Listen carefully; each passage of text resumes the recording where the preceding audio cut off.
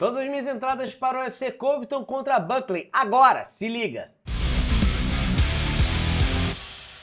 Fala galera, beleza? Sejam bem-vindos ao canal Contra Golpe, eu sou o André e vou trazer para vocês, no menor tempo que eu puder, todas as minhas entradas para o UFC que rola nesse final de semana. A gente vai ter a luta principal, o Colby Covington enfrentando o Joaquim Buckley. Eu não pude fazer as lives essa semana, trazendo as análises completas para vocês, então vou dar um pouquinho mais de explicação, talvez, em algumas lutas, pra galera ficar mais entendida do que eu tô pensando e não só jogar o palpite seco, tá? Então vamos lá. Começando aí com Josephine, que vai enfrentar a Josephine Knudson, que vai enfrentar a Pierra Rodrigues. A Josephine é definitivamente a melhor striker nessa luta. Ela é uma atleta que tem um melhor jogo, tem melhor defesa, tem melhor ataque.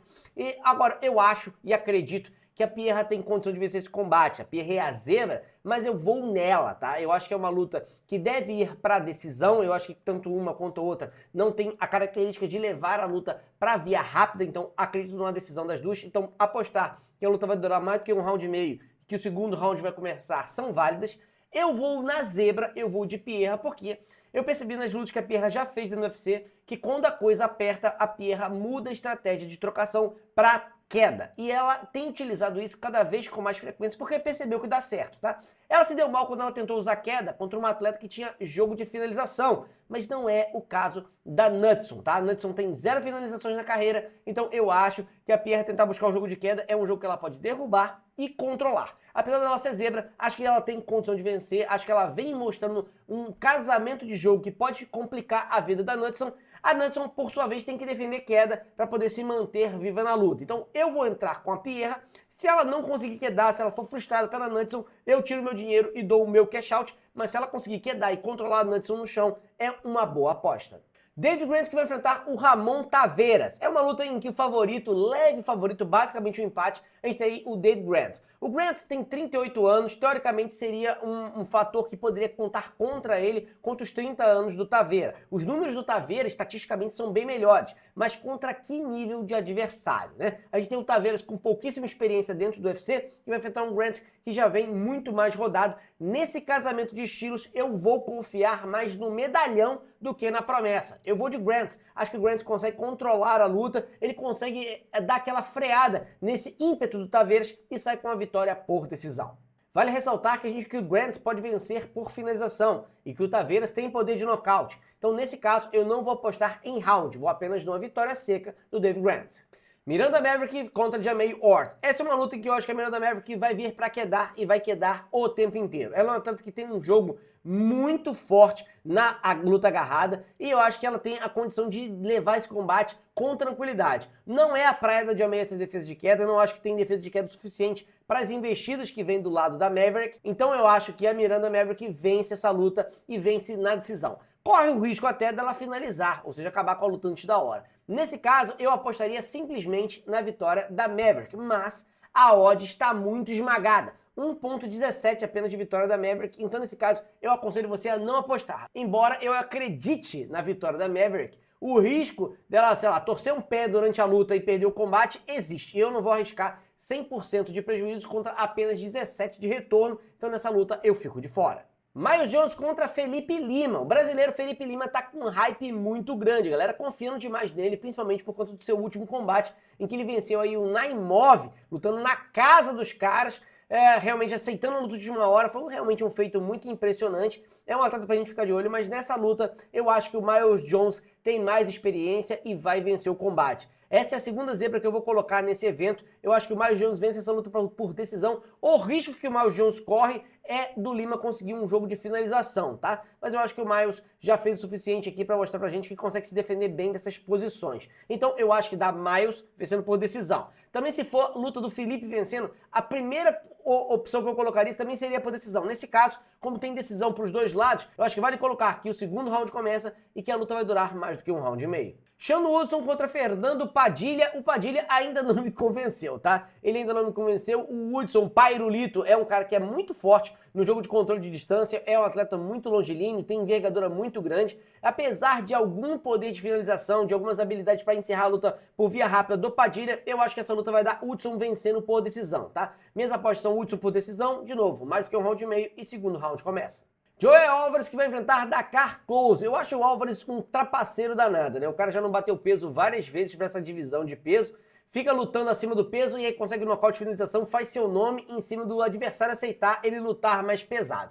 O que, na minha opinião, não é uma coisa muito legal, eticamente falando. De qualquer maneira, eu acho que para esse combate contra o Drakkar Klose, ele é favorito, tá? Ele é um atleta maior, com mais envergadura e tem mais habilidade no jogo de trocação, na minha opinião, do que o Drakkar Klose. E o Drakkar Klose vem mostrando que tem poder de nocaute e também pode complicar a vida do Álvares, tá? Vou torcer para que o Drakkar Klose vença, mas a minha aposta não vai nele, tá? A minha aposta vai no Álvares. Acho que o Álvares vence essa luta por decisão. Inclusive, ele pode finalizar. Ele não é tão bom de queda assim, o Drakkar Klose também não é, mas enfim, o jogo de queda dos dois meio que se equivale ali, talvez a luta fique em pé e ele vença apenas na decisão, mas tem um perigo da finalização do lado dele, então nesse caso eu vou colocar apenas uma vitória seca do Álvares, tá? Não vou entrar no aposta de até que round essa luta vai.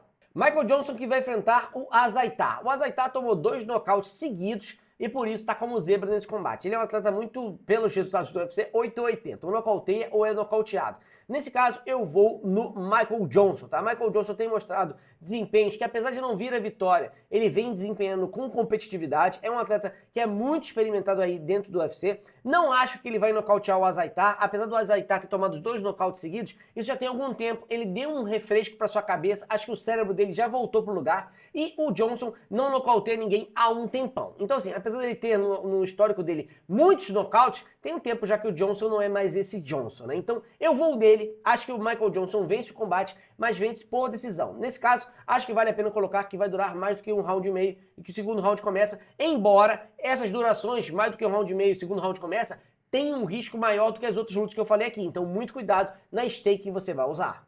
Navarro Sterling, acho que é assim que pronuncia, contra o Tuco Tocos. É uma luta que, seguinte, não vale essa aposta toda do Navarro, tá? Se você for olhar as bolsas de aposta, você vai ver que tá 1.13 a vantagem dele. Ele é um atleta que tem apenas 5 lutas profissionais e dessas 5, acho que 4 são os frangos de cartel negativo. A gente tem do outro lado o Tucos, que também não é um grande lutador. É uma luta, sim, que você tem certeza demais para colocar uma odd de 1.13, tá? Eu acho mais provável que o Tucos dê alguma resistência ao Navarro do que ele atropele ele no primeiro round. Embora o Navarro tenha poder de nocaute, e você vê que quem ele nocauteou eram caras que já tinham perdido várias lutas por nocaute, que não é o caso exatamente do Tucos. Tudo bem, o Tucos tem 4 derrotas, dessas 2 nocautes, não é como se ele tivesse um queixo de titânio. Mas eu acho que talvez ele dê alguma resistência e passe no segundo round. Para essa luta aí, eu que estou operando no Make Change, vou entrar em lei ao Navarro, tá? Vou entrar contra ele nesse combate, esperar um aumento da odd e dar um cash out. Eu já expliquei essa estratégia aqui algumas outras vezes para vocês. Não que eu não acho que o Navarro vença, acho que ele vence. Só não acho que ele vence no primeiro round e acho que se o Tuco der um mínimo de trabalho para ele, essa odd sobe aí de 1.13 para 1.4, 1.5, eu dou meu cash out e faço a minha grana. Se você quiser me acompanhar, fica ligado, mas também vale a pena seguir o pessoal lá do MMA Trader, o meu amigo Felipe Pacheco, que tem dado essas dicas com mais precisão para vocês. Acompanhe lá no canal deles que tem tudo explicado. Adrian Yanez que vai enfrentar Daniel Marcos. Daniel Marcos vem com uma sequência de vitórias muito grande, tá vindo num ritmo muito bom, é um atleta realmente bastante completo. Teve uma luta que acabou não indo até o final por conta de um chute baixo, que não foi bem um chute baixo, foi um acidente, infelizmente para ele, porque estava fazendo uma ótima apresentação. Eu acho que o Daniel Marcos vence mais essa, continua invicto e avança, tá? O Yanez é um bom atleta, mas eu acho que o nível de trocação tá diferente e o Yanez não vai utilizar o recurso de buscar o jogo de queda, vai querer ficar na trocação mesmo. Nesse caso, acho que vai ser uma vitória do Marcos, podendo ser por decisão ou nocaute. Como eu acho que tem um perigo do nocaute dele, eu vou colocar essa luta apenas uma vitória seca do Daniel Marcos, não vou colocar por round. Vitor Petrino que vai enfrentar o Justin Jacob. Essa é uma luta que se o Petrino não der mole, né, ele vai vencer e vai vencer por nocaute, tá? Eu acho que o Jacob é um atleta que não resiste ao jogo de quedas do Petrino. O Petrino é um atleta bem mais forte fisicamente e eu acho que vai conseguir colocar a luta no chão e desce um ground and pound violento e acaba esse combate. Acho que ele vai acabar ali pelo segundo round. Por quê? Porque o Jacob é bem resistente. É capaz dele ser maltratado no primeiro round, mas aguentar. E no segundo round, já mais cansado, o Petrino vai lá e faça o serviço, tá? O Petrino deu mole no último combate, por isso a odd dele até deu uma subida para essa luta aí. Mas ele ainda é um super favorito e eu acho que ele vence essa luta por nocaute. Como eu não sei em que round vai acontecer o nocaute, eu vou em vitória seca aí do Petrino. Manel Capri vai enfrentar o brasileiro Bruno Budoguinho. O Budoguinho vem numa crescente, né? O Budoguinho em 2019 não tava lá essa Coca-Cola, mas mudou aí a forma de treinar, mudou a forma de se apresentar, vem lutando de forma inteligente, o poder de nocaute dele apareceu e ele vem conseguindo bastante resultado dentro do UFC. Tá dentro do top 15 do ranking, vem enfrentar o Manel Capri, uma boa chance para ele poder se colocar entre as estrelas aí do evento, mas eu acho que é complicado. O Manel Capri é um especialista no jogo de trocação, eu acho que ele consegue controlar a distância e vencer essa luta, tá? Evitando a mão pesada do Bruno Budoguinho. O Bruno Budoguinho traz o perigo do nocaute o tempo inteiro, mas as pessoas que ele nocauteou de novo não são pessoas de queixo de titânio, não são pessoas que resistem muito à pancada, tá? Já o Manel Capri nunca foi nocauteado na sua carreira, então acho que ele consegue controlar a distância e aguentar as pancadas vindo do lado do brasileiro. Vou de vitória do Manel Capri por decisão, mas como a gente tem perigo tanto de nocaute pelo lado do Manel Capri, como de nocaute pelo lado do Bruno Bulldog, eu não vou colocar round nesse aí, melhor vitória seca do Manel Capri. Cub Swanson contra Billy Quarantillo. Eu, sinceramente, acho o Swanson muito mais atleta do que o Billy Quarantillo, tá? Ele é um cara que tá aí disputando entre o topo da divisão há muitos anos. O cara tá com 41 anos e ainda é extremamente competitivo.